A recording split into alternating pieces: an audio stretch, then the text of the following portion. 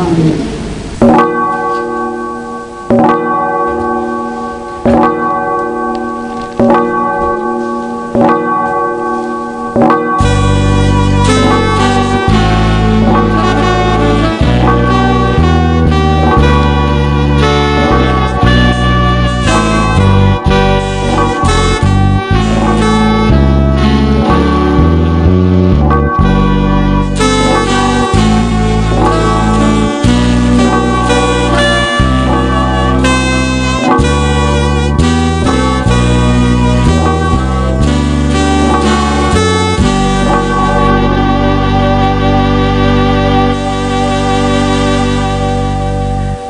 Miaravantsika amin'ny anaran'i Jesosy na itsika izay any ampitan-dranomasina na ny eto tany-drazana manonona fedanana manonona fitahiana ho antsika tsirairay avy hanome voninahitra an'Andriamanitra tsika hanome voninahitra an'i Jesosy tsika satria mbola famindram-pony mbola mahatoy izao antsika ka tsy nalanindritra antsika hanome voninahitra azy tsika voninahitra ny eo an'Andriamanitra rery ihany. Haleloia. Masina, masina, masina Jehova tompony maro enky vonahany tany rehetra. Amen.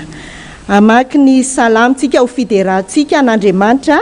Ny salamo 770, salamo 770, ny 9 ka hatramin'ny 9. Salamo 770, ny 9 ka hatramin'ny 9. Ao aorianan'izay ny rahantsika ny hira faraiky amin'ny 700, ny 9 sy 2 ihany dia hivavaka isika. Hovakitsika amin'ny anaran'i Jesosy. Haleloia.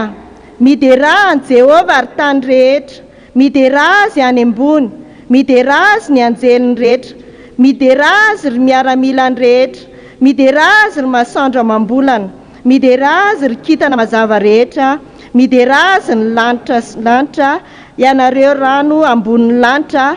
Aoka hiderany anaran'i Jehova ireo, fa izy nandidy dia ary ireo, nampitoetra ireo mandrakizay dorizy, nomendalana ireo ka tsy mba mihoatra. Amen.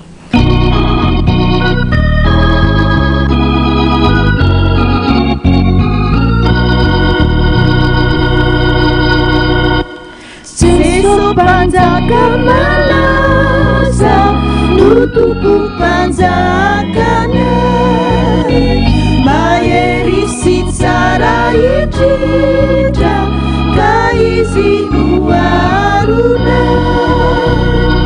mendrika ankalazaina no ny herini eratany sy lanitra koa Isua magazani Ritupu panjaka mayerio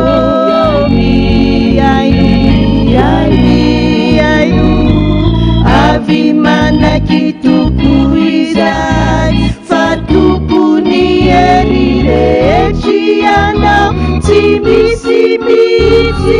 tuano Sichachini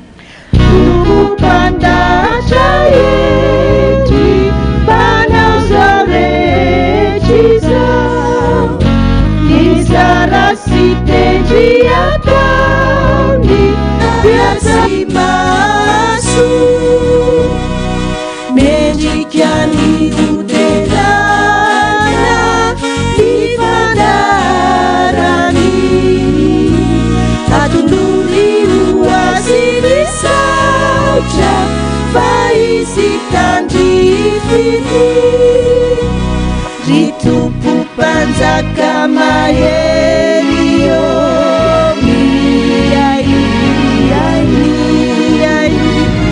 Hari mana kitupu izai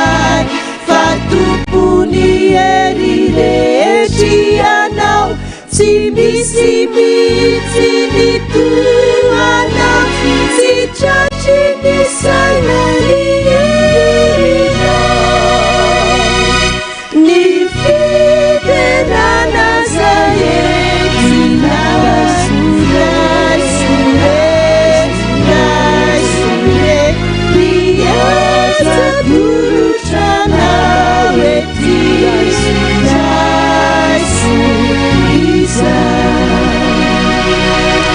farakitsika manome voninahitra anao zay Jesosy a le Andriamanitra mpanjaka tompony tompo antom-pisinay antom-pahavelomanay Andriamanitra be voninahitra be famindrapo Andriamanitra tia ny olona rehetra Andriamanitra mahay zavatra rehetra tompony zavatra rehetra Jesosy malalo tsy takatry ny sainay fitiavanao anay famindraponao aminay isanandro ny fahasoavanao atobaka ao aminay isanandro Jesosy a ankehitriny dia manaiky zay makasitraka Jesosy a makasitraka misaotra anao Jesosy malalo mbola nomenao tombonandro fahavelomana indray zay Jesosy a ka afaka indray midera ny anaranao afaka indray mandreny teninao ny feoanao Jesosy a mba azahoanay indray hery Jesosy eo tena tsapanay tokoa Jesosy a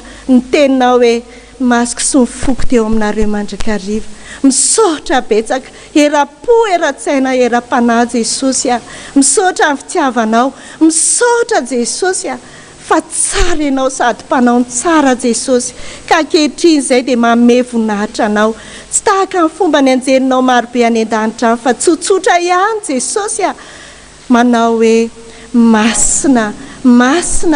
masina Jehova tompony maro eniko voninahiny tany rehetra amen.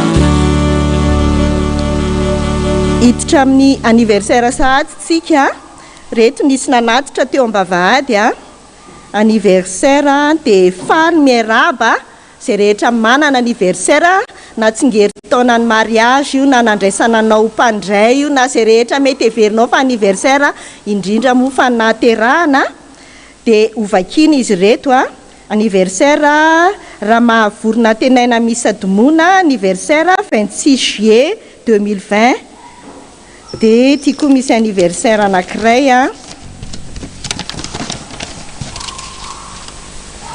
Raky Pisaorana noho ny anniversaire 24 juillet 2011 24 juillet 2020 lazao amin'ny fanahiko hoe famonjenanao aho salamo 5:7 misaotra anao zahay Jesosy Norberter amin'ny lambomanana sy voahirana Andria Moria fa feno 7 taona androany alahady nanokanana anay ho mpiandry tany Andaingo tafio ny herim-panahy avy aminao hatrany izahay mivady mba ho mpiasa mahatoky anao miaraba amin'ny promotion Jehova nitoky rehetra promotion Jehova nitoky rehetra koa no izany tsingeritaona izany samy mahereza daholo rahalahy sy ranabavisany amin'ny asa ny antsonantsika dia manotritra ny voleto izany a anjara briky ho amin'ny famitana ny trano dada RJJ sy mama misaotra Jesosy a amen. Zay zany moa le anniversaire dia hitondra mibavaka fa misy cadeau kely zany a tenin'Andriamanitra omena an'izay rehetra na anniversaire androany a dia ao amin'ny Isaia 1:7 ny andininy 7 sy 10 Isaia 1:7 andininy 7 sy 10 zany ny cadeau d'anniversaire omena an'izay rehetra na anniversaire tamin'ity herinandro ity amin'ny anaran'i Jesosy manao hoe ianao izay ifanotantanako avy tany amin'ny farany tany ary natsoko avy tany an-tsisiny ka nilazako hoe mpanompoka ianao efa nofidiako ka tsy mba nariko aza matahotra ianao fa mombanao ary aza mierikerika foana fa izao no Andriamanitra ao mampaherenao sady mamonjy anao eny mitantana anao amin'ny tanana kavana fahamarinako ao. Amen. Ivavaka tsika. Misaotra anao indrindra izay Jesosy a. Fotoana sarobidy tokoa zany anniversaire zany Jesosy satria zany ny fotoana Jesosy tombonandro menao ny olona tsirairay avy. Ny fahatserovana zany dia atserovana fa mbola nisy tananao nitantana Jesosy tamin'ny fiainany manontolo. Misaotra anao era-po, era-tsaina, era-panahy izy ireo a. Ary dia tsy ho an'izy ireo ihany fa ho an'izay rehetra mahana anniversaire rehetrarehetra. Io ny teny menao azy androany a. Ianao ny atateraka satria tsy mitsoaka amin'ny teninao ianao fa ianao rehefa ty dia tianao hatramin'ny farany Jesosy. Dia mangataka aminao mba hitahinao tsy ny nofiny ihany fa mifanahany koa ary ataovy mahita ny dia tananao amin'ny fiainana izy ireo a. Ary izay rehetra mitranga amin'ny fiainany dia aoka ho voninahitry ny anaranao. Misaotra Jesosy. Amen. Anohy ny fotoantsika hiantso ho fanamasintsika amin'ny hira ao amin'ny carnet dia hitsangantsika ny hira ao amin'ny carnet ny hira fa 100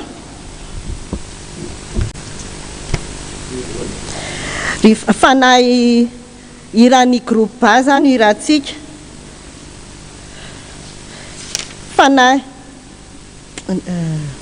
fanahy eo midiny ianao ka feno tanteraka aho rakofy ny herinao aho mba handeha tsy ho reraka tena mila anao tokoa ny fiainako tsy mahefa nininonao raha tsy eo ianao fa ny herinao rery ihany no mampatanjaka raha mandresy aho dia noho ianao. Tsangantsika.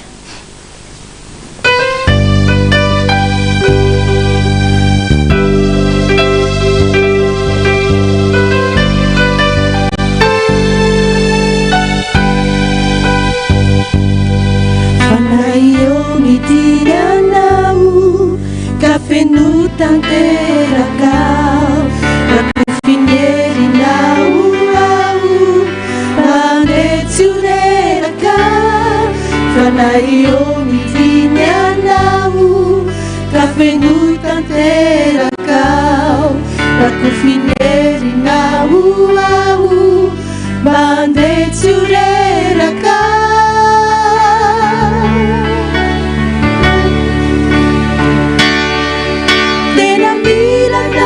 Tontolo pianako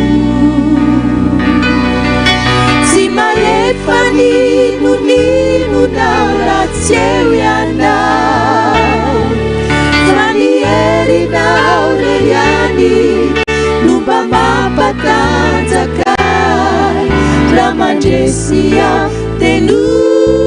Rehefa hita dia vakitsika amin'ny anaran'i Jesosy.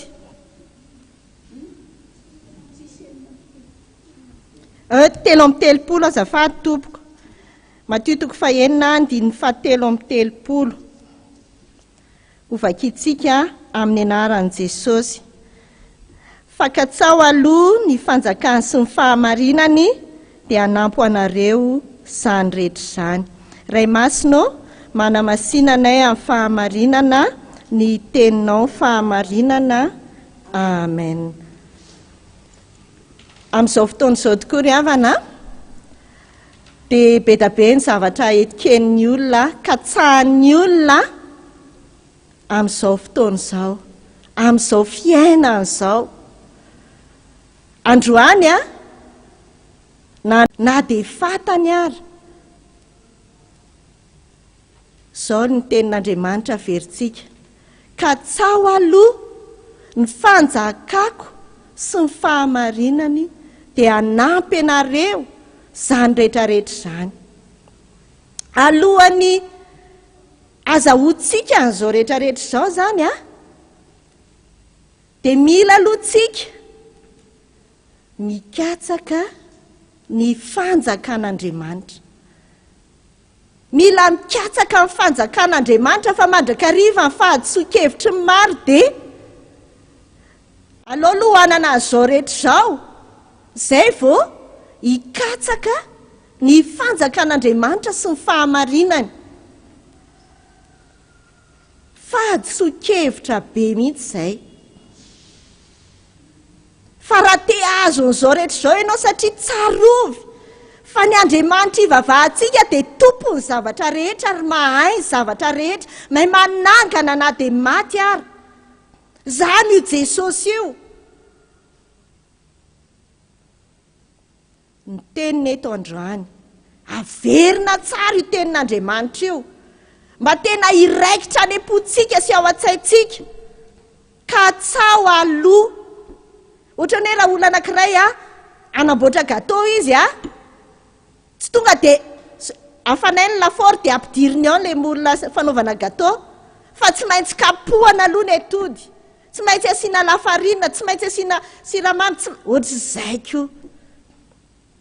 Misy ambaratonga zay tsy azontsika dinganina raha te hanana an'izao tontolo izao tsika. Raha te hanana zavatra be da be ny fikasantsika e.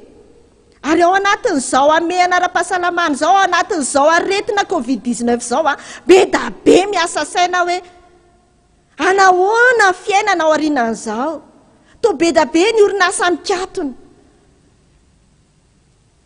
Ilay fanontaniana mipetraka rehetrarehetra izay, ny tenenan'Andriamanitra androany, ny tenenan'i Jesosy androany. Ninona mahaory anao, ninona banga fiainanao, ninona mampatahotra anao. Jesosy miteny androany, ary Jesosy tsy mitsoka amin'ny teniny, ka tsao aloha fanjakako sy ny fahamariny dia hanampy anao izany rehetrarehetra izany. Fa izay madisy hevitra maro mandrakariva, miazakazaka hitady an'izao rehetrarehetra izao, te hanana an'izao rehetrarehetra izao. Miasa saina manoloana ny zava-misy rehetrarehetra dia lasa manao foana, manao an'izao rehetrarehetra izao. Heverin'ny olona fa tsy zava-dehibe ny fiazakazana, ny fikatsahana ny fanjakan'Andriamanitra. Izay madisy hevitra ny maro amin'izao fotoana izao. Tsy zava-dehibe amin'ny olona mikatsaka ny fanjakan'Andriamanitra, fa fieritreretan'ny olona dia ty teny ity izay tsy misy ato anaty Baiboly hoe Andriamanitra tsy manampy izay tsy manampy ny tenany. Tsisy izany ato anaty Baiboly. Fa ny an'Andriamanitra dia izao, ka tsao aloha, izay ny lakile androany. Raha ny fitenin'ny tanora amin'izao fotoana izao, satria ny akabeazan'ny Malagasy moa dia tanora daholo ny Malagasy, ny akabeazany. Raha ny fitenin'ny tanora amin'izao fotoana izao dia hoe ketreo aloha, masao aloha ny resaka ara-panahy ny amin'ny fanjakan'Andriamanitra, dia hanampy anao izany rehetrarehetra izany. Inona ny angatahanao, inona ny irinao. Tady dio ry havana, fa tsy miankina amin'ny zava-misy ny fiasan'ny tanan'Andriamanitra amin'ny fiainako sy amin'ny fiainanao. Tsy miankina amin'ny zavatra hitanao maso ny fiasan'Andriamanitra, tsy miankina amin'izay eo am-pelantananao, tsy miankina amin'izay rehetra eritreretinao, fa maha-Andriamanitra an' Jesosy dia manao zavatra tsy takatry ny sainao izy. Ary maha-Andriamanitra an' Jesosy dia mahay zava-mahagaga izy, mahay manangana na dia maty ary ninona maty amin'ny fiainanao, hain' Jesosy mbola manangana an'izany. Fa izay rehetra fa mendry fendron'ny devoly na ny resak'olona milaza rehetrarehetra fa hakiviana, tsy miankina amin'izany ny fiainako sy ny fiainanao. Dia misy fijoroana vavolombelona kely ity ahitantsika an'izany hoe fiasan'Andriamanitra izany. Za tsy traiteur, fa natsoina mpanompon'Andriamanitra anankiray izay hoe raisina mpandray ozy izy ny zanako eo amin'ny 50 eo ozy izy na 80 eo farafabetsany nisan'ny olona asaina, ka mba mety ve ianao ozy izy dia jereo namana ary aho za tsy nanda, jereo namana ary aho ifanampy amiko efa misy olona dia efa andrahoana melony loaka vary fa ianao manao ny entrée sy manao ny latabatra sy ohatr'izay. Dia eny ary tompoko dia tonga tokoa ny fotoana. Rehefa tonga ny fotoana dia tonga izany dia niteny tamiko io mpanompon'Andriamanitra io hoe zao avy ny zavatra atao dia andao aloha hivavaka, andao aloha hivavaka ho fa tsy vitako izany io raha tsy mivavaka tsika. Dia dia vita mivavaka hoe tena enao mihitsy Jesosy ny asa eto irao ny anjelinao marobe ifanampy aminay fa tsy vitanay ty zavatra ty raha tsy eo ianao. Dia rehefa teo amin'izay dia lasa amin'izay ary aho izy fefareo ilay izy fa sao atara dia ndana ary. Dia ndrava ny fiangonana dia ilay izy moa fiangonana FPVM eny sisiny izany fa tsy teto fohy be. Dia izao ny zavatra nitranga. Rehefa lany ny entrée afa-po tsara tena hoe ara-potoana tena nafaly mihitsy hoe tena juste vitanay daholo ny rehetrarehetra tonga daholo ny invité rehetrarehetra. Dia rehefa avy eo dia izao ny zavatra n'izy tonga teo amin'ny vary sy laoka satria fianakaviana daholo moa izany ny akabiazan'ilay invité.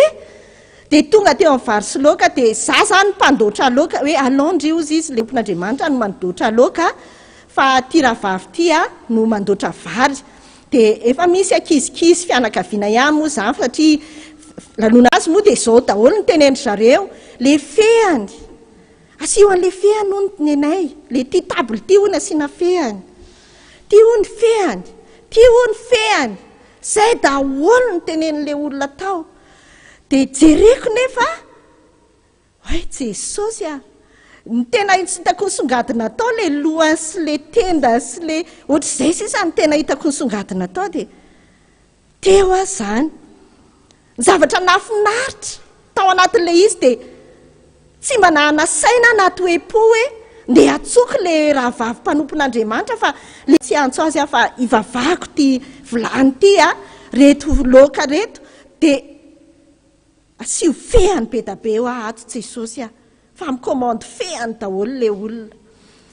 Dia ny zavatra nahagaga tsy miferinaina mihitsy fa dia ny loharako mila ty hono asiana fehany tsy maninona ka ao natao farany nanontany le zanak'le mpanompon'Andriamanitra raha vavy asino fa firy moa ny tongotry ny gisa fa ahoana tompoko ka gisa anankitelo ihany ene no vonomy mamanay fa maninona misy fehany be da be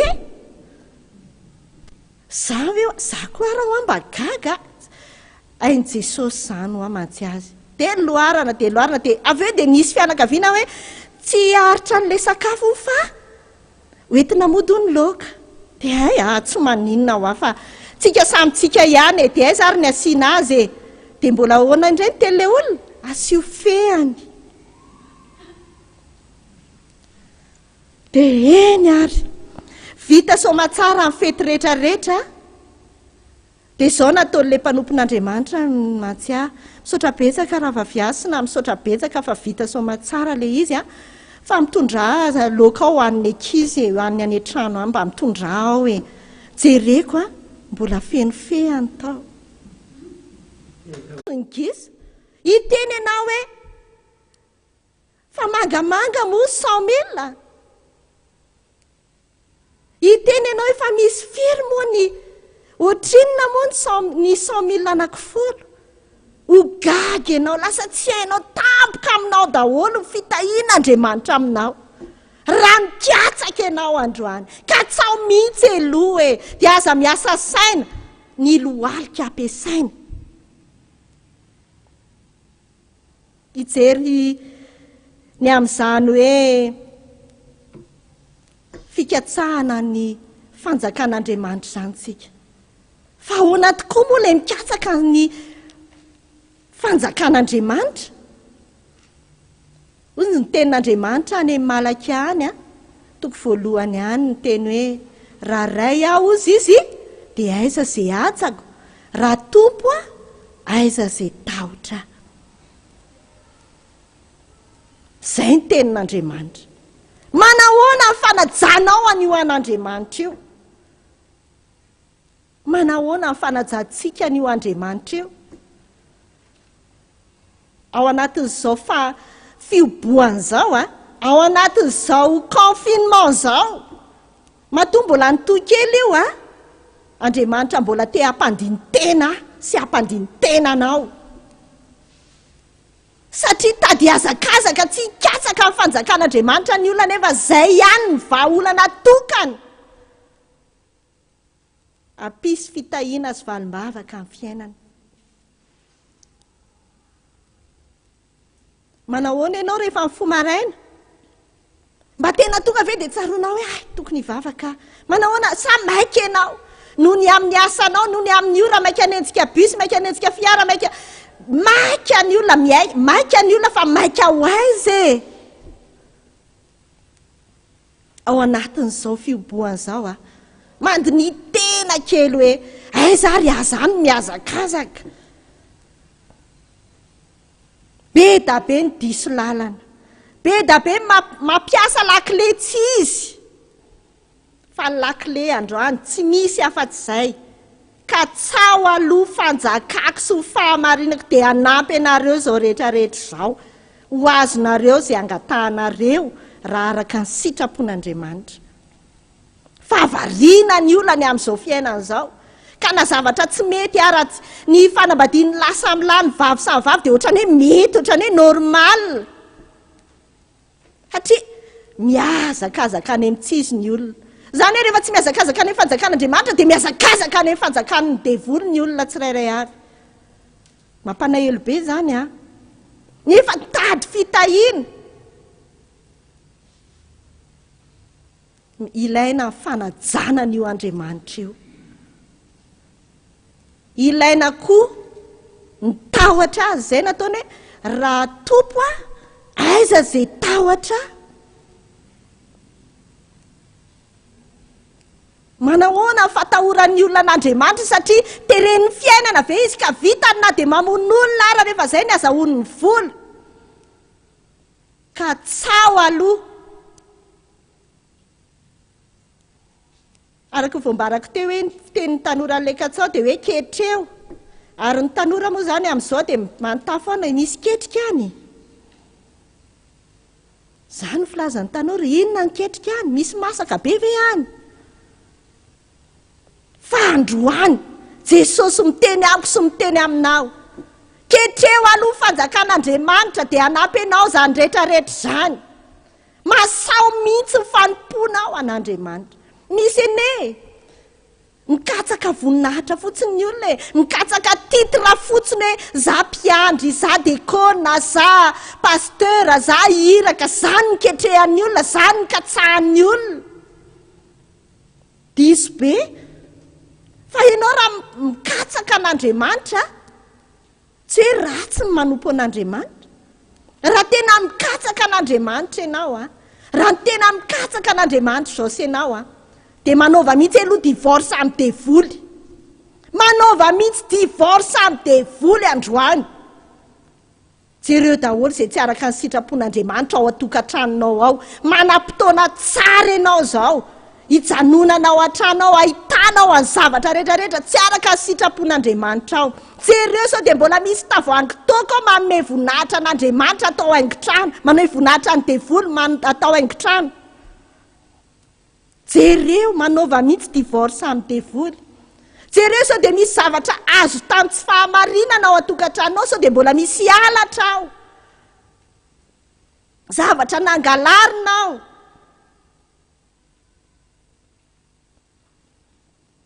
Mila mandiny tenitsika amin'izany. Fotoana izao hijerevantsika ny ao atokantranontsika ao sao dia mbola misy ody ao.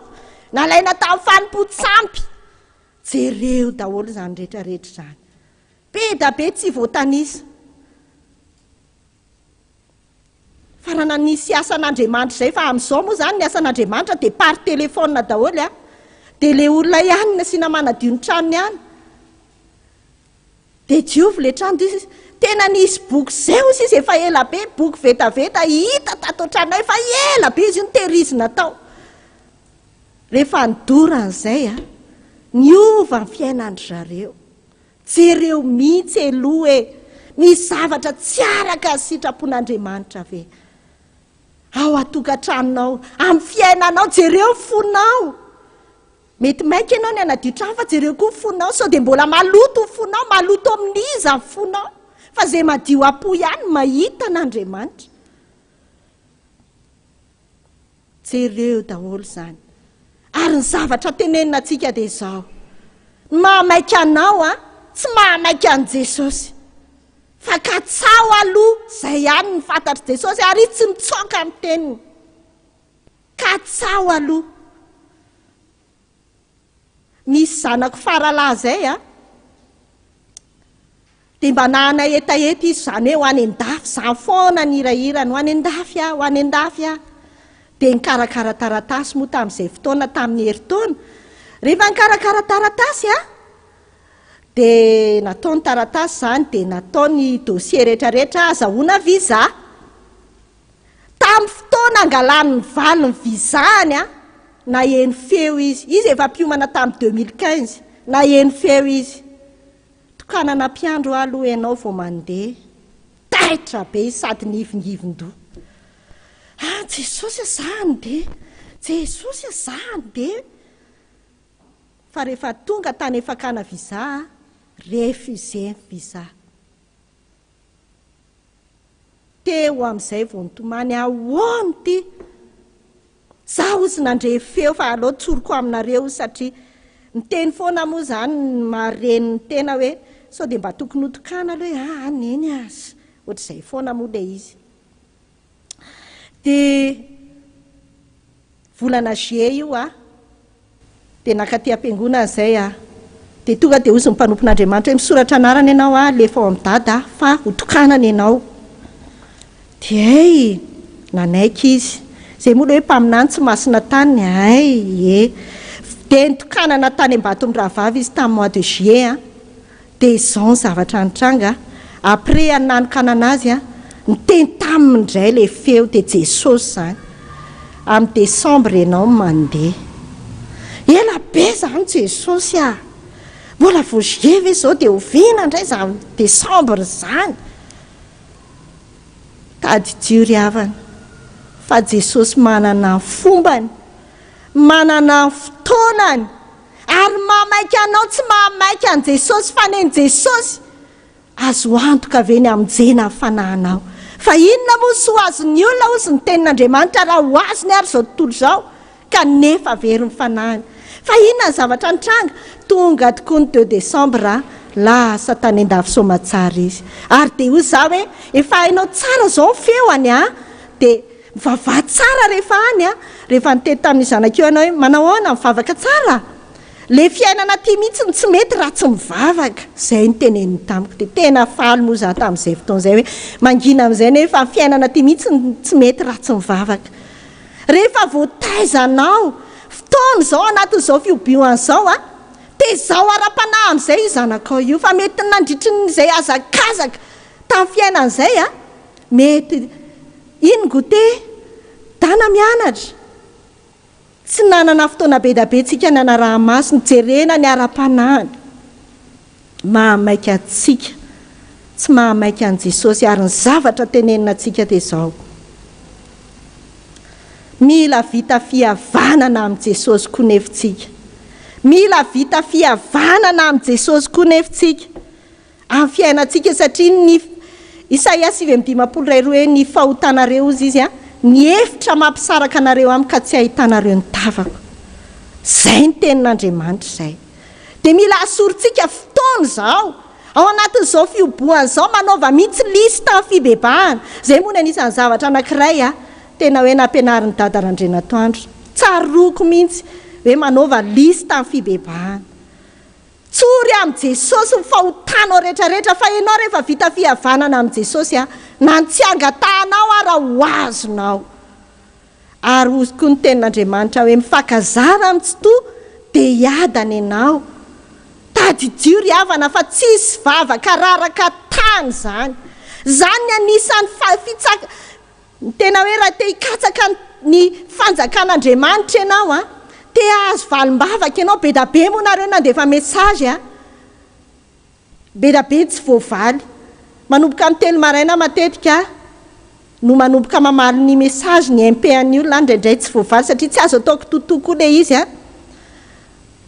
fa ho anao zay milaza fa hoe ahoana ny atao fa zay tsy manan-koanina zay tsy mananasa zay tsy zao ina ny atao ka tsao aloha ny fanjakako sy ny fahamarinako izy Jesosy dia anampy anareo zany rehetrarehetra zany anampy anareo zany tsy misy vavaka raraka tany zany ao amin'i Jesosy tsy misy fa ny vavaka manetsika ny tana maherin'Andriamanitra hiasa amin'ny fiainako sy ny amin'ny fiainanao fa mila fandavan-tena kely fotsiny na amin'ny ray maraina renao feo azon'i Jesosy mifo azy mivavaka mahafinaritra be ny miresaka an' Jesosy io e rehefa avy mibebaka ianao dia manaova komandy faraka ny teneniko teo hoe mivavaka tsy midika fibaikona n'Andriamanitra ka hoe zay angatanao rehetrarehetra dia tsy maintsy ho azonao ho tohizako sady ny toroteniko dia sady amarana ako dia zao eny tompo dia zao nandray olona amin'ny telefona be da be zay narary ny tenako dia tsy hita moa zany zay ambara fa nafinaritra ny tolotsain'i Jesosy fa raha olona 100 ny raisina 9 ny 9 isan-jato sitrana daholo satria naninona tsotra be ny nampiasainy ny rahan'i Jesosy ampiasao ny rahan'i Jesosy zay voa misy mare fofona tsony dia za hoe manaova rano amin'ny termosy dia amasiny dia sotroisaky ny 10 minitra mandroa amin'ny rahan'i Jesosy fa sitrana daholo ry havana milaza izy ireo fa te hijoro vavolombelona teatsika te hijoro vavolombelona daholo zareo mety efa misy mijoro vavolombelona na telefona any fa io rahan'i Jesosy io tsy ny rano angamba mety hoe ohatrinona ny vidiny fa na enao salama io raha misotro rahan'i Jesosy atao fahazarana zany fa mapetipety ny taovanao rehetrarehetra any zany misy marary natramina rary nify voan'ny cancer amin'ny nono niza voan'ny coronavirus teneniko anao sitrana daholo ary laza ijoro vavolombelona aretina efa mataona maro dia inona moa nomenao fa dia ampiasao ny rahan'i Jesosy joro vavolombelona izy maraina ny alina izy miantso joro vavolombelona maraina dia gaga mihitsy koa hoe raha vaviasina marary tenda zay raha vaviasina marary kibo inona moa fanafodomeko azy eo za raha teo tsy dokotera fa dia zay rahan'i Jesosy ampiasaina tompoko fa manasitrana io rahan'i Jesosy io voninahitra ho an'i Jesosy rery ihany mahereza tompoko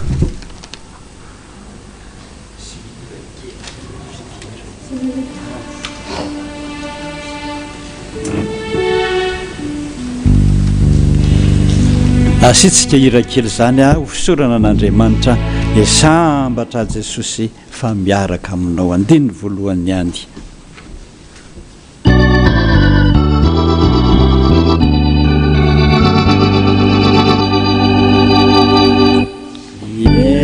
sambatrao Jesosy raha miaraka aminao fa ny lalanao dia lavy pahoriana miali mampahory ny raha omitatao eo anilanao dia mody fitahiana Jesosy miaraka aminao milalanao magoe mazava teraka tokony izany amin'ny anarana ray sy ny zanaka ary ny fanahy masina aminy dia miarahabantsika rehetrarehetrarehetra manerana ny nosy sy manerana ny tany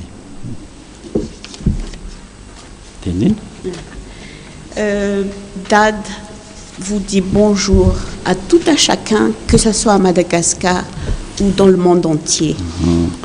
Dia tonga indray ny fotoana ry havana ilazantsika ny hafatr'Andriamanitra andro any. Aujourd'hui, c'est le jour où Dieu veut nous communiquer son message à travers la Sainte Écriture. Misaotra ny mpitoriteny teontsika izay nilaza hoe ka tsao aloha ny fanjakan'Andriamanitra dia omenanao ny zavatra rehetra. Nous remercions vivement le prédicateur qui avait lu le verset dans Matthieu qui nous dit préoccupez-vous d'abord du royaume de Dieu et de la vie juste qu'il demande. Ny hoe ka tsao ny fanjakan'Andriamanitra ny le mpanjaka ny zava-dehibe. Le plus important dans ce message dans Matthieu, c'est le Dieu, le roi, qui est le plus important. Zay lazainy a atao. Tout ce qu'il nous demande, c'est ce que nous devons faire. Le zavatra tsy tiany ataonao a azo atao. Ne faisons pas ce qu'il interdit. Zay lalana atorony anao a arahana. Suivons le chemin où il nous guide. Zay any tena zava-dehibe zay. C'est le plus important. C'est Dia efa capital. nanaraka ny tenin'ny Tompo isika hatramin'ny tapabolana ka hatramin'ny heriny teo. Depuis 2 semaines, nous avons suivi et écouté la parole de Dieu.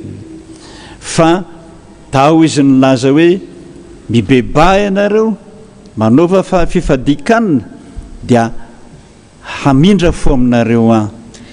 Durant ces 2 semaines, Dieu nous a demandé de demander pardon à nos péchés et après, je vous délivrerai.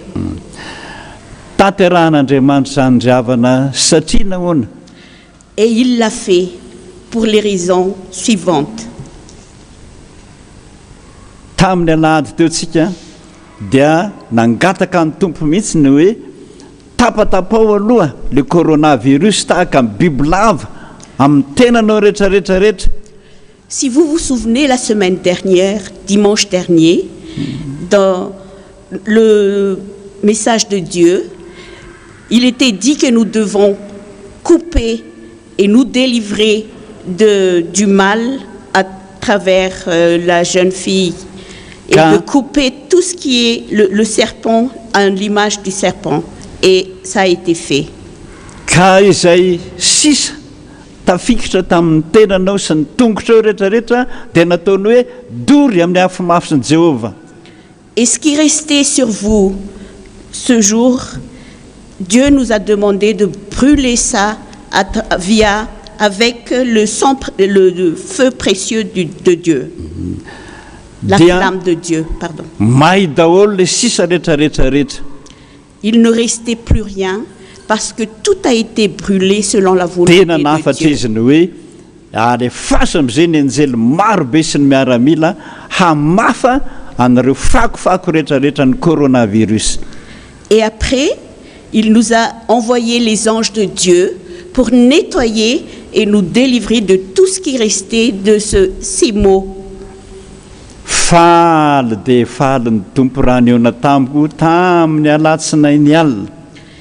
Et lundi dernier, Dieu était vraiment content quand il était venu voir Dadranjenatoandro.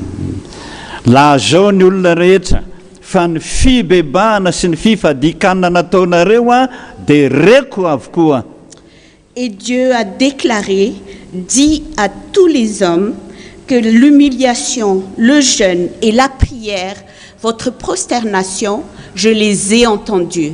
Zay ny tadiaviko indrindra ho atao an'ny malagasy rehetra. Et c'est ce que je veux faire pour tous les malgaches sans distinction. Dia zao aho dia miteny aminareo manomboka androany. Et à partir d'aujourd'hui, je vous dis, Na mindra fo aminareo aho ary mbola ho tianareo mandrakizay. et aujourd'hui, Dieu nous dit qu'il nous pardonne et qu'il sera toujours avec nous et qu'il nous délivrera à jamais. Dia manomboka izao koa ny Tompo dia ho ao aminao foana aloha dada dia ho any amin'ny isa-tokantrano isaram-baravarana tsirairay avokoa. Et à partir d'aujourd'hui, je serai toujours tout le temps avec Tadrandrina Toandro et avec les fidèles. Applaudissons le Seigneur.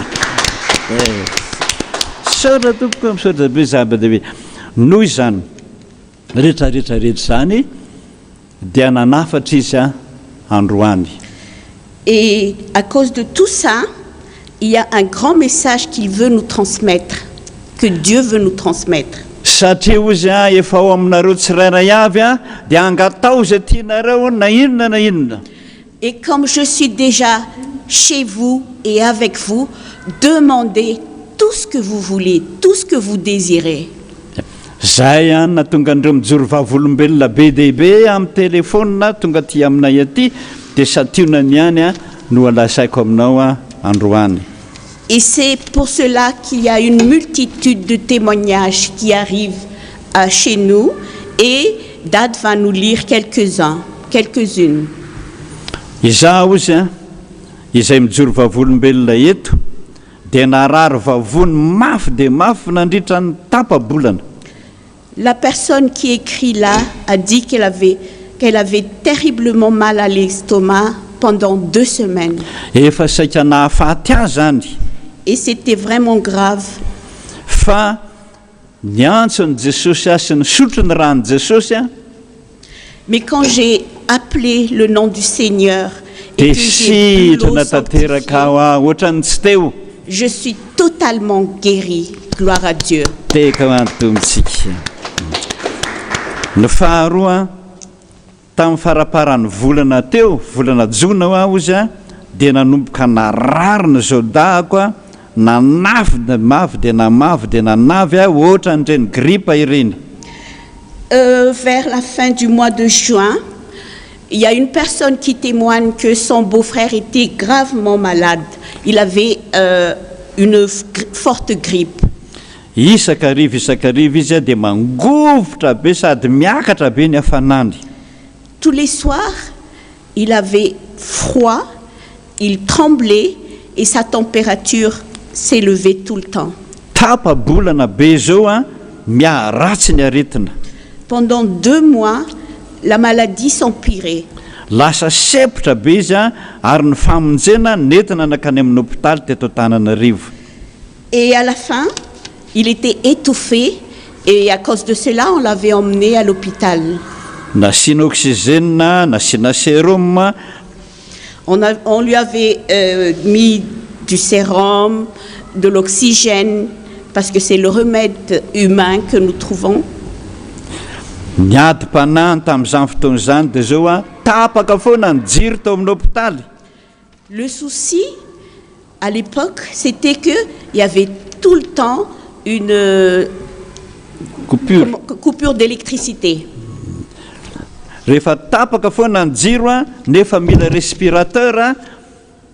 Et quand la lumière, quand il y avait un délestage, et alors qu'on avait besoin d'un respirateur, dia nisy ny teny taminy hoe andao iova hôpitaly. il y avait quelqu'un qui lui avait dit allez, on va changer d'hôpital. Nandritra n'izay fotoana nitondrasany amin'ny hôpitaly zay dia efa namany maty izy fa niroahana ny devolony fahafatesana. Pendant le temps du transfert d'un hôpital à l'autre, la personne était déjà morte entre parenthèses. Mais on avait beaucoup prié. Dia rehefa tonga tany izy dia hoe io misy fandriana anankiray ho anareo rery ihany efa fitondran'Andriamanitra zany. Et comme par miracle, il restait juste un lit pour cette personne. Et c'est toujours la bénédiction de Dieu. Ka rehefa nataony ana-testa dia tena voan'ny Covid-19 izy. Après avoir fait le test, on avait donc vu que la personne était vraiment avait le Covid-19. Rehefa tamin'izany izy dia nanomboka niantso ny olona rehetrarehetra hivavaka. Et à partir de ce moment, il avait demandé à tout le monde de prier du fond du cœur. Diovina ny tranony fa nisy ody.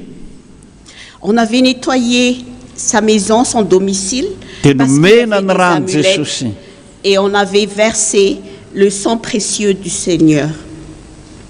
Vita zay 3 andro monja dia lasa nody izy a sitrana tanteraka ary gaga ambany dokotera teka ho an'ny tompontsika rehetrarehetra amin'izany. Applaudissons parce que juste 3 jours après ce nettoyage, il était totalement guéri et a pu rentrer chez lui. Ary araka ny voalazan'ny mpitoro teny teo a dia tena mahagaga mihitsy a ny asan'Andriamanitra rehefa mikatsaka ny fanjakantsika.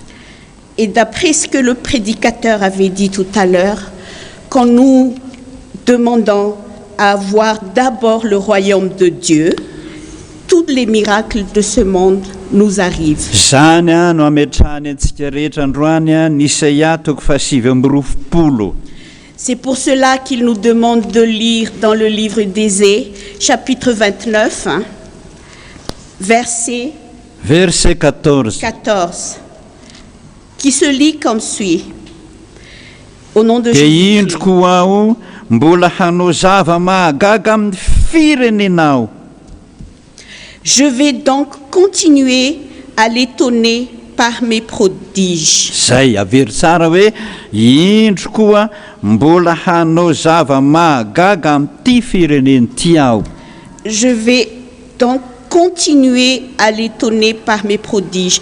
Dans la Bible malgache, il est écrit pour ce pays. Zay pour ce pays. Noho izany ry havana ny ataontsika izao.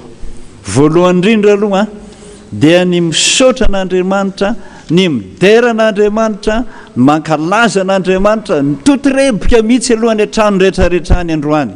Ce que nous avons à faire donc à partir d'aujourd'hui, c'est de nous prosterner, de louer et doit prier pour Dieu tous les jours. Satria ilay Andriamanitra dia mamindra fo a ary mamela heloka. Parce que notre Dieu est vraiment miséricordieux et il nous délivre de tous nos péchés. Ary satria izy ny teny hoe efa ao aminareo a dia angatao izay tianareo na inona ozy fa ombeko anareo zany. Et encore une fois, notre Dieu qui est bon nous dit, demandez tout ce que vous voulez et je vous le donnerai. Ninona zany a raha hitanao zany a fa marary ianao mangatao sitranina. Et ça, c'est pour tout le monde. Si vous êtes malade, demandez la guérison. Dieu le fera. Na tsy manan-kaniko hohanina azy ianao fa efa nisy nijoro vavolombelona zany aho, na tsy manan-kaniko hohanina azy ianao araka ny voalaza amin'ny mpitoro teny koa, na dia io sakafo hohaninao kely io aza dia ampitomboin'Andriamanitra zava-mahagaga. Même si vous êtes totalement démunis, que vous êtes pauvre, n'ayez crainte. Dieu est là. Même si vous n'avez rien à mettre sous la dent, demandez au Seigneur et il vous écoutera. Amin'izao tsy fisian'ny asa izao dia nisy nangataka mijoro vavolombelona ty amiko ty a fa nahagaga pastera dia nomen'Andriamanitra asa hafa mihitsy ny aho a zay nahavelona be lavitra noho ny tamin'izany asa teo. En cette période chômage technique, pardon. En cette période de chômage technique, il y avait une personne qui avait perdu donc son travail, mais Dieu lui a procuré un autre travail qui est encore mieux payé que ce qu'il avait auparavant. Gloire à Dieu. Io no mahatonga azy teny hoe mbola hanao zava-mahagaga amin'ity firenena ity aho. Et c'est pour cela qu'il dit qu'il va encore faire beaucoup de miracles pour ce pays. Dia renareo tsara fa raha tamin'iny herinandro iny raha ny alatsinainy ny tompo a no nyteny tamiko hoe ho avy a hiaino ny fivavahanareo amin'izay. Lundi dernier, le Seigneur était venu voir Dadrandré Natouanche pour lui dire, lundi dernier, pour lui dire je viendrai sauver ce pays. Dia zao ny teniny tamiko, zaho ozy izy a reko daholo a ny fitarainan'ireo rahan'olona maro be amanetsiny a izay matin'ny Covid-19. Le Seigneur avait dit, j'entends toute toutes les plaintes de ces millions de personnes qui sont mortes de cette pandémie de coronavirus. Androany itenenako aminao hoy izy Aujourd'hui, je vous dis, fa hifototra am'izay olona namorona anio aretina be a mamono vahoaka marobe eto an-tany ito aho. aujourd'hui, le Seigneur nous dit qu'il va se venger de la personne qui avait créé cette pandémie et il va le détruire. De renareo tsara tsy fantatro na larobia na lakamisy za tsy nahino zay tsy tadidiko tsara fa andrareo any Chine zay navoaka tamin'ny télévision renareo tamin'ny Facebook rehetrarehetrarehetra fa novakian'Andriamanitra ohatra ny novakian'Andriamanitra novakin'ny anjely mihitsy ny barazy dia nanondraka ny any Chine manontolo zay niforonan'io coronavirus io. Nous avons tous vu à la télévision, à travers les journaux télévisés, qu'un barrage était cassé en Chine, parce que c'est là d'où provenait cette maladie, et la ville entière de Wuhan était inondée complètement. Be no maty ary ny orana hatramin'izao mbola tsy mijanona araka ny filazany. Il y avait beaucoup de morts et la pluie n'arrête pas de tomber. Potika daholo rava daholo ny trano mino fa rava daholo ny appareil rehetrarehetrarehetra sy le olona namorona an'izany Covid-19 zany. Il y avait beaucoup de dommages, des maisons qui étaient détruites, des gens qui étaient morts, et Dad croit que même les appareils avec lesquels ils ont créé cette maladie, ce virus, ont été également détruits. Jéhovah nisoratsika voalohany indrindra araka ny Remercions teniny. l'Éternel. Mbola anao zava-mahagaga amin'ity fireneny ity aho. Il fera encore et encore des miracles pour ce Noho pays. izany manainga antsika rehetrarehetra aho. Et pour cela, je vous demande du fond du cœur. Androany ny latsakalina farany fahatelo. Aujourd'hui, nous allons faire une descente nocturne ce soir. Dia anio alina manomboka amin'ny 7 alina koa dia maka ny rano Jesosy daholo tsika. Encore une fois, ce soir à 21h, nous allons refaire la même chose. Nous allons prendre un verre d'eau. Masino zany dia maka varavarakely na lavarangana na ny tokotany atopa sy amin'ny anaran'ny rano Jesosy amin'izay ihany Covid-19 ho foana mandrakizay sy fampitain'Andriamanitra n'izay nanorona zany. Nous allons encore une fois prendre le verre d'eau, le bénir et le sanctifier, et de notre fenêtre ou de notre terrasse, de notre véranda, nous allons jeter ça pour maudire ce virus et notre pays sera guéri. Tanteraka foana tanteraka mino an'izany ianao fa Andriamanitra tsy mandainga fa rehefa mino tsika omeny atsika zay rehetra irin'ny fotsika. Croyons la parole de Dieu qui nous dit de croire fermement à nos prières et notre pays sera libéré. Zoarintsika dia hisaotra an'Andriamanitra amin'izay kanefa alohan'ny fisaoran'Andriamanitra dia misaotra an'Andriamanitra koa tsika satria mbola manohy foana koa Andriamanitra manampy antsika tsy lazainao amin'ny teny frantsay zany mbola manampy antsika foana Andriamanitra amin'ny zavatra be dia be fa mbola nitahiny daholo tsika mbola nahavita rakitra ao ny rakitra tamin'ny herinandroany tamin'ny alatsinainy 23 nisy 2 745 000 francs. Tamin'ny talata 280 000 francs. Tamin'ny alarobia 15 2 949 000 francs. Tamin'ny alakamisy 2 387 000 francs. Tamin'ny zoma 3 880 000 francs. Total n'izay rehetrarehetra zay 12 241 200 francs. Misaotra dia izy resaky nitovy vakiana tamin'ny heriny fa mbola tsy vakiana zay voavovaky zany no milaza fa na inona mahazo antsika rehetrarehetra mbola mitombo foana ara-pitomboan'Andriamanitra ny diloilo tsy ho foana any anatin'ny vilanitsika rehetrarehetra any. Ny tamin'ny alatsinainy teo 8 108 000 francs. Tamin'ny alakamisy 12 647 000 francs. Tamin'ny zoma 1 275 000 francs. Ny totalin'izany 22 30 050 francs. Zany rehetrarehetra zany ho an'ny taontrano ny dada da amin'ny heriny efa voalaza amin'ireo rehetrarehetra ireo ony tamin'ny heriny zany efa nisy fany androany tamin'ny herinandro teo a dia 5 775 000 francs zay ho antsika rehetrarehetra iny misaotra antsika be dehibe amin'izany rehetrarehetra zany ry havana fa ampitomboin'andriamanitra ny finoana ampitomboin'andriamanitra koa ny fifaliana vokatry ny finoantsika tsirairay avy ho an'ny compte mivola ony a zay andefasana ny rakitra compte mivola andefasana ny rakitra samia maka stylo daholo ianareo compte mivola andefasana ny rakitra dia izao amin'izay nareo tsy misahirana maka ty dia ny 03416 03416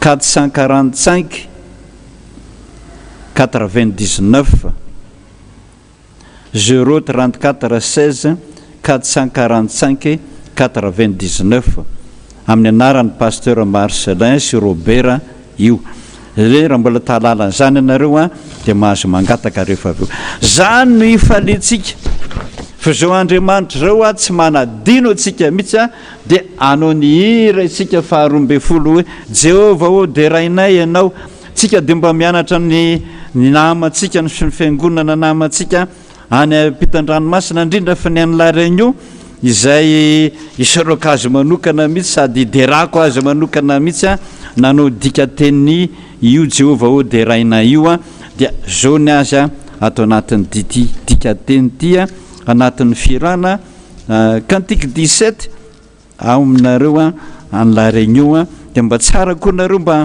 manaraka an'izany vetivety zany ty hoe Jehova ô de rainay ianao a kalazanay ny anaranao a zao rehetra zao manaja anao dia jareo nanaovana azy amin'ny teny frantsay hoe béni sois-tu ô Père tout-puissant à toi la gloire à ton nom ton honneur toi seul les dieux toi seul le Seigneur zay ny azy dia ataontsika ny andinin'ny voalohany dia enonareo a tsika zay mihira kely eto na anakiroa izy ravavy any raha no mihira dia atao indray ny teny frantsay dia ataontsika ny andinin'ny faharoa hoe mpanjakanay sy tompo masina ianao a dia ataontsika indray a ny teny frantsay a amin'ny andinin'ny faharoa zay ny ataontsika tsy mety mihitsy ny fotsika raha tsy midera misaotra mankalaza fa arakaraka ny nanaovantsika an'izany zao tamin'iny heriny iny a dia hitanareo fa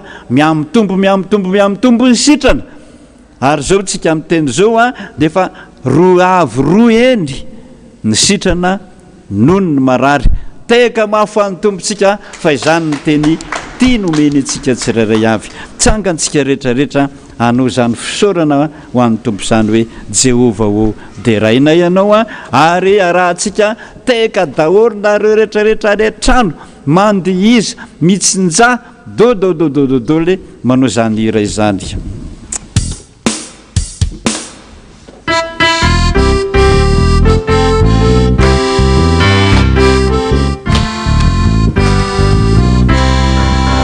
Jehova ô de rainay ianao ankalazana ny anarana izao rehetra izao manaja anao faraina io mandraky izay faraina io mandraky izay Jehova ô de rainay ianao ankalazana ny anarana izao rehetra izao manaja anao faraina io mandraky izay faraina io mandraky izay Béni sois-tu Béni sois-tu, ô Père tout-puissant, à toi la gloire, à ton nom, tout honneur. Toi seul les dieux, toi seul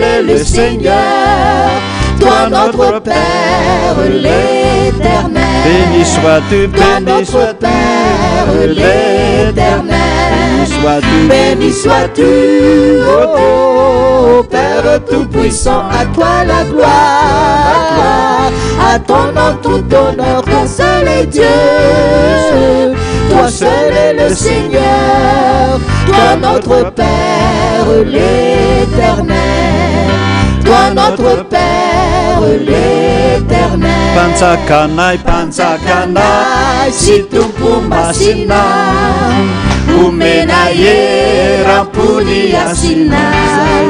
Izao rehetra izao mioby anao, faraina io mandraky izay, faraina io mandraky izay. Jehova o, Jehova o,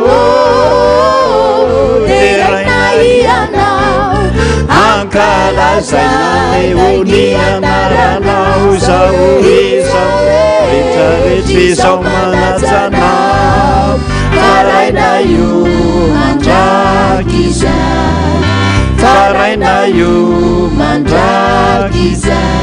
Viens ton règne, Viens ton règne, ô Dieu de majesté, conduis-nous tous jusqu'à ta clarté. chacun de nous est vraiment ton enfant, toi notre Père l'Éternel, toi notre Père l'Éternel. béni sois-tu, sois-tu, ô Père Tout-Puissant. À toi la gloire, à ton nom, toi seul est Dieu, toi seul est le Seigneur, toi notre Père l'Éternel, toi notre Père l'Éternel. Teka mahafantombotsika, faly mifonay Jesosy, mifaly mifonay Jesosy satria tena tianay tokoa ianao a, tena any an-tranonay tsirairay avy ianao a, tena miresaka aminay amin'izay ianao fa na mindra fo ho an'ny Madagasikara, ho an'izao tontolo izao mivavaka aminao. Ary rehefa mitsangana ankehitriny anao miaraka amin'ny anjelinao mandravarava zay olona rehetrarehetrarehetra tia raha mandrika famonon'olona eto ambonin'izao tany izao, tsy nankasitrahanao zany ka dia niravanao daholo hatramin'ny tanànany, foana hatreo amin'ny coronavirus, foana hatramin'ny appareil fanaovana amin'izany, foana ny loza rehetra tanan'i Jehova nanapatapaka an'izany sy ny sabatry Jehova nanapatapaka an'izany tamin'ny heriny sy ny fahefana. Anio alina izay Jesosy ary manomboka izao dia efa hiteny aminao, hiresaka aminao, hiaraka aminao amin'izay isa-tokantrano, isa-baravarana amin'izay ianao Jesosy androany, aniraka ny anjelinao sy ny miaramilanao be dehibe, hamafa amin'izay manerana ny Madagasikara, manerana n'izao tontolo izao, manerana ny kristianina rehetra, manerana ny tany. Fa ianao Andriamanitra mbola miteny foana ary indrindraindrindra miaro araka ny teninao, ombanareo a ka ninonina angatanareo amin'ny anarako ataoko izany. Misaotra Jesosy ary ianao ara-tompo ankehitriny a niteny taminay mandehana amin'izao tontolo izao, nareo roany devoly, efa nyroanao ny devoly, mbola roanay foana hatramin'ny farany tany tsy hisy intsony. Andefasoko ny rahanao ianao Jesosy, manerana ny tany, manerana ny nosy, ny lanitra Gasikara, ny lanitra ny kristianina rehetra, manerana n'izao tontolo izao ho an'izay mino anao ary ola potipotehinao a, ho aringanao a amin'ny rivotra sy ny rano dia ny afo zany avy any aminao Jehova, hatrany amin'ny abakabaka rehetrarehetra maneraka ny tany a, foana tanteraka manomboka hatreo a zany coronavirus zany, ho fafany ny anjely sy ny miaramilanao zany manerana ny tany. Vita amin'izay a, afaka amin'izay ny malagasy, afaka izao tontolo izao, mino izay fa niteninao mahery fa ny vavan'i Jehova no niteny an'izany. Ankehitriny ary Jesosy no niteny izany anareo hoe mandehana, momba anareo a amin'izay rehetrarehetra alehanareo a, mandehana fiadiana rehetrarehetra voaforona zay antinamelezana anareo a, tsy misy ambinina intsony zany fa rava amin'ny anaran'i Jesosy Kristy velona avy any Nazareta, mandidy ny devoly rehetrarehetra sy ny coronavirus rehetrarehetra manerana ny tany, erana izao tontolo izao naizanaiza misy azy, ho potipotika ravarava amin'izay, ravatra amin'ny tanànany, ravatra amin'ny fananany, ravatra amin'izay rehetrarehetra momba azy a, ny famoronana an'izany, ny fedira famoronana amin'izany, rava tanteraka amin'izay, may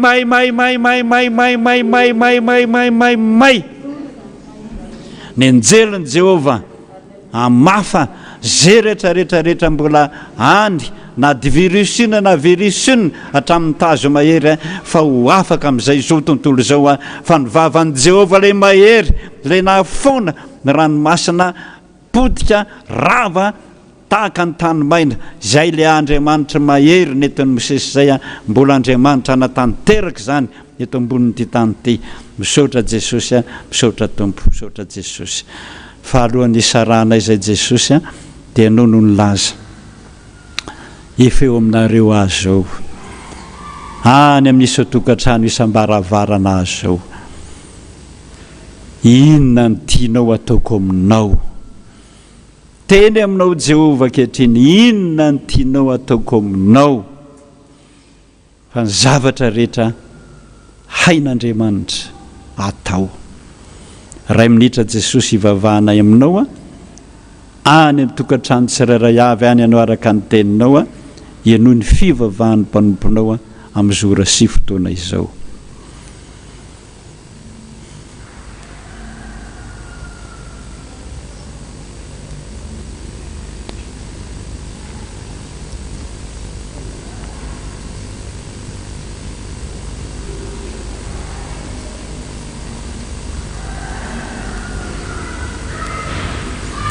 Misaotra Jesosy, misaotra anao izay satria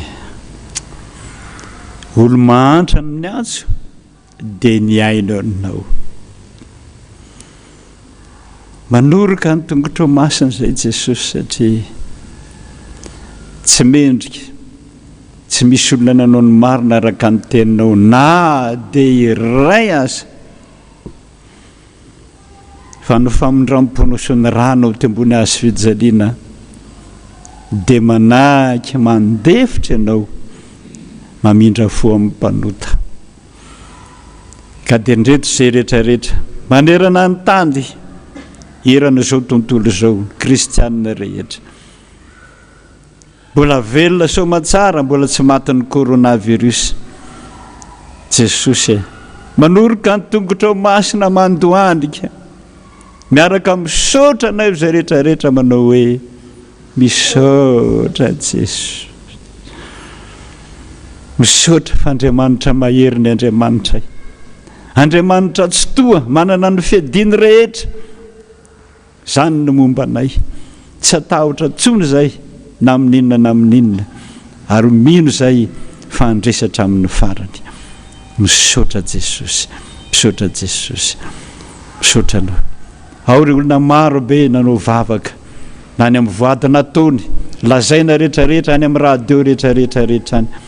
Mino fa efa niaino amin'izany ianao Jesosy, niaino zany ianao araka ny teninao hoe na mbola tsy miantso akory azy ianareo dia efa tonga. Ka raha vao niantso ny anaranao izy dia efa renao daholo vavaka nataony any anaty onjam-peo rehetrarehetrarehetra any. Ka dia ianao Jesosy zay koa mba mivavaka teo dia mba mivavaka zay tahaka mpivavaka rehetrarehetra teo, ary mangataka tahaka mpangataka rehetra manao hoe Jesosy ianoho izay vavaka izay. Saotra Jesosy, saotra Tompo, saotra Andriamanitra ray, rainay izay ny an-danitra, ho masina ny anaranao, ho tonga ny fanjakanao, atao any ny sitraponao ety an-tany tahaka ny an-danitra. Meo anay noho ny anina sahazo anay, ary mamelana elokay tahaka ny namelana izay meloka taminay, ary iza mitondra ny amin'ny fakapanahy, fa manafahanay amin'ny ratsy, anao ny fanjakana sy ny hery voninahitra mandrakizay. Amen. Raiso ny tsodrano ho Jehova tompony maro aminao, zanako ianao, asany tanako tsy mba hariko. Andeha ianao amaky ny afo coronavirus sy ny aretina rehetra ombanao ary na misy afo aza zany alefany tsy tia rehetrarehetra fiadina voaforona amelezana anao, tsy misy ambinina zany, fa ny zanako sy ny asan'ny tanako ho adidiko sady ombanao mbola monjy anao koa. Jesosy zokontsika malalatsika efa lasa ny tokantrano isambaravarana miteny aminao hoe aza matahotra rondro vitsy efa sitraky ny rainareo ny hany menareo ny fanjakany omba nareo izy hitanareo izy ampahery anareo iaro amin'ny lalakaleanareo rehetra saotra tompo anao nideranao ny aja anao ny voninahitra mandrakizay amen ninonina hitranga Jesu na nilanitra umanga Jesu na umaloka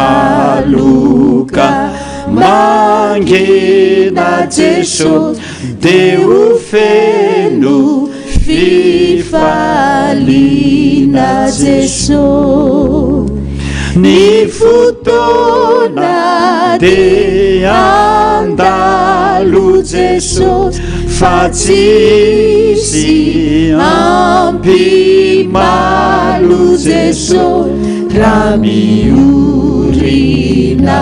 wampuku Jesu lai fitiavanao inuku Jesu Sotra Jesosy ho tanteraka tokony izany amin'ny anarana ray sy ny zanaka ary ny fanahy masina amen. Voninahitra ny ho an'Andriamanitra rery ihany. Halleluia. Masina masina masina Jehovah tompony maro endrika voninahitany rehetra amen. Toa tanteraka tokoa ny izany rehetrarehetra izany driavana dia samy tsara daholo tain'Andriamanitra dia mahereza daholo azadinony raha alina misivo raha alina iarahantsika indray milatsaka alina fahatelo sady farany.